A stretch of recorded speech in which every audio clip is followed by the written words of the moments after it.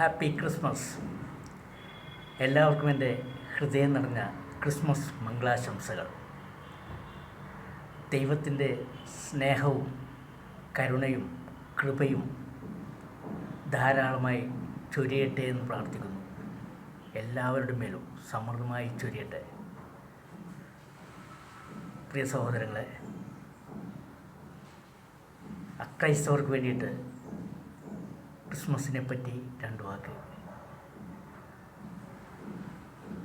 ദൈവത്തിൻ്റെ സ്നേഹം എടുത്തു കാണിക്കുന്നതാണ്. ഈ ലോകത്തിലെ മനുഷ്യൻ്റെ തിന്മയ്ക്കെതിരെ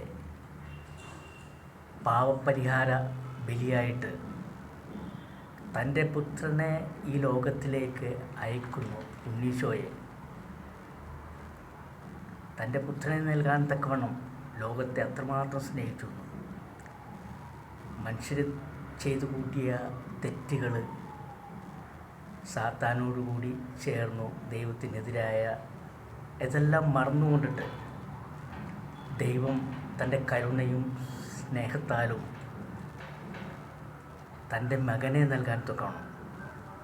അതും മകൻ പിറന്നു വീഴുന്നതോ സാധാരണക്കാരനായ ഒരു മരപ്പണിക്കാരൻ്റെ വസതിയിലേക്കാണ് പറഞ്ഞുവിടുന്നത് എന്നതുപോലെ തന്നെ പരിശുദ്ധമായ മലിനമാകാത്ത ഗർഭപാത്രമുള്ള പരിശുദ്ധ അമ്മയിലൂടെ പരിശുദ്ധ മറിയം, നീതിമാനായ ഔസേപ്പ് മറിയത്തെ ചേർത്ത് പിടിച്ചു. അവർ പ്രണയത്തിലായിരിക്കുന്ന സമയത്താണ് മറിയത്തിന് സംഭവിച്ചത്. പരിശുദ്ധാത്മാവിനാൽ ഗർഭം ധരിച്ചു ദൈവത്തിൻ്റെ പുത്രൻ. മാലാഖയിലൂടെ അത് വിശ്വസിച്ചു. അരുളപ്പാടിൻ്റെ ആ ഒരു അർത്ഥം മനസ്സിലാക്കി വിശ്വസിച്ചു. അത് തൻ്റെ പ്രണയ കാമുകനോട് ആ സമയത്ത് പറയുകയാണ്, ഔസേപ്പുണ്യാളനോട്. ഔസേപ്പുണ്യാളൻ ചെറിയ പ്രയാസത്തിലായെങ്കിലും ഔസേപ്പുണ്യാളൻ ഒരു ആണൊരുത്തനായിരുന്നു. അവളെ അപമാനിക്കാനൊന്നും ഇഷ്ടപ്പെട്ടില്ല. പതുക്കെ രഹസ്യമായിട്ട് ഉപേക്ഷിക്കാനായിട്ട് തീരുമാനിക്കുകയാണ് ചെയ്തത്. പക്ഷേ ദൈവത്തിൻ്റെ ദൂതൻ അരുളപ്പാട് കൊടുത്തു. ഔസേപ്പിതാവ് നമ്മൾ വേണ്ടുന്ന കാര്യങ്ങൾ മനസ്സിലാക്കി കൊടുത്തു. ദൈവത്തിൻ്റെ പുത്രനാണ് ജനിക്കുന്നത്, പരിശുദ്ധാത്മാവിലാണ് ജനിക്കുന്നത് എന്നൊക്കെ അത് മനസ്സിലാക്കിക്കൊണ്ട് ഔസേപ്പുണ്യാളൻ മാതാവിനെ ചേർത്ത് പിടിച്ചു.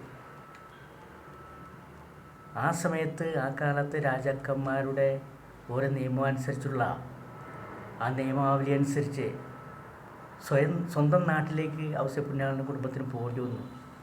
അപ്പം കഴുതപ്പുറത്ത് യാത്ര ചെയ്തു, ക്ഷീണിച്ചു, അവശയായ സമയത്താണ് ഔസേപ്പുണ്യാളൻ്റെ ഭവനത്തിലേക്ക് പോകുന്ന സമയത്താണ് സംഭവിച്ചത്. ആ വസതിയിലേക്ക് പോകുന്ന സമയത്താണ് സംഭവിച്ചത്. ദൈവത്തിന് അവിടെയും ഔസേപ്പുണ്യാളൻ്റെ വസതിയിലും ജനിക്കാൻ അവസരം ഉണ്ടായില്ലെന്നുള്ളതാണ്. ജനിച്ചു വീണത് പോകുന്ന വഴി സത്രങ്ങളിലേക്ക് ലഭിച്ചില്ല,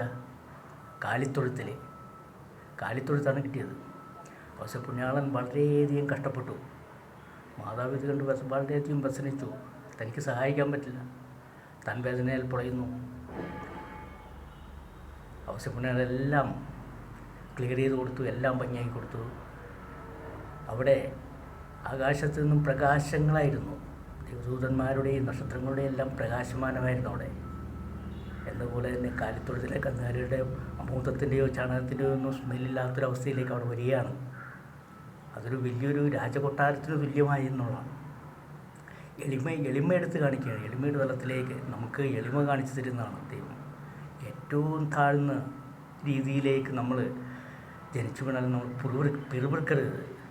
നമ്മൾ ദൈവത്തെ എപ്പോഴും വിളിച്ച് എനിക്കില്ല എന്നുള്ള രീതിയിലേക്ക് നമ്മൾ പോകരുതെന്നുള്ള ആ ഒരു ഇതാണ് കാണിച്ചിരുന്നത്.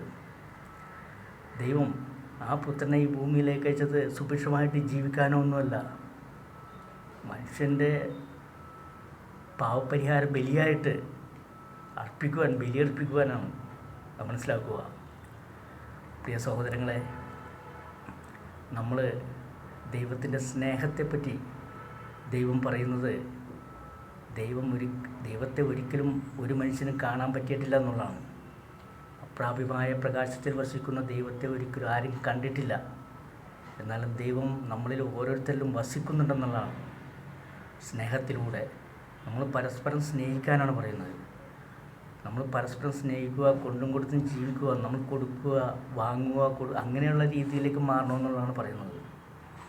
എപ്പോഴും നമ്മൾ വാങ്ങുന്ന രീതി മാത്രമാകരുത്, നമ്മൾ കൊടുക്കാനും സന്മനസ്സ് കാണിക്കണമെന്നുള്ളതാണ്.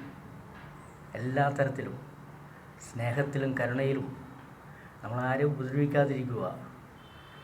ഈ ക്രിസ്മസ് എല്ലാവർക്കും നല്ലത് വരട്ടെ, നല്ലത് സംഭവിക്കട്ടെ. എല്ലാവർക്കും നല്ലൊരു ക്രിസ്മസ് ആശംസ നേർന്നുകൊണ്ട് ഞാൻ വാക്കുകൾ നിർത്തുന്നു. Thank you.